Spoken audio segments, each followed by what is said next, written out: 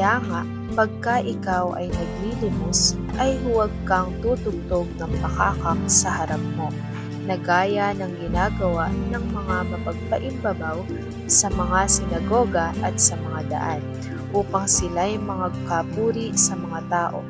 Katotohanang sinasabi ko sa inyo, tinanggap na nila ang sa kanila'y ganti. Mateo Kapitulo 6, versikulo 2. Gawin ang lahat sa kaluwalhatian ng Diyos. Huwag maghanap ng iyong sariling kaluwalhatian.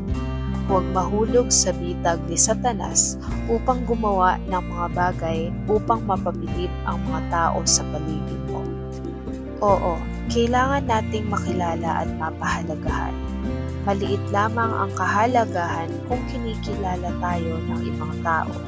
Ang pinakamahalaga ay kapag ang Diyos ay humanga at ang ating mga gawa ay kinikilala niya. Dapat nating patuloy na suriin ang ating mga motibo sa anumang ginagawa natin. Tinutulungan ba natin ang iba upang maging maganda tayo sa paningin nila? Upang maibalik nila ang pabor?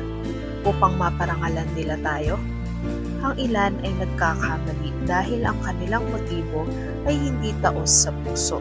Hinihikayat tayong maging pinakamahusay sa lahat ng ginagawa natin bilang mga Kristiyano. Maaari tayong maging kahanga-hanga ngunit hindi mapagkunwari o mapagmataas. Sa katunayan, dapat nating ipakita ang ating mabubuting gawa upang ang iba ay makapagpuri sa Diyos at magbigay halimbawa upang sundan ng iba. Dapat tayong kumilos, magsalita at makitungo sa iba bilang mga alagad ni Kristo na nagniningning bilang ilaw ng sanlibutan at asin ng lupa. Ang huwag ay nangangahulugang magkakasala ka kung hindi ka sumunod. Kamangmangan ang hindi pagsunod, sapagkat nawalan ka ng gantimpala ni Kristo para sa mga taong maglilingkod sa Kanya ng matapat.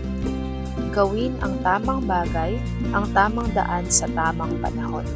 Tulungan ng isang kapatid na nangangailangan. Pagaanin ang kalooban ng isang kapatid na nababalisa. Masaganang ibigay ang iyong pag-ibig sa lahat ng tao.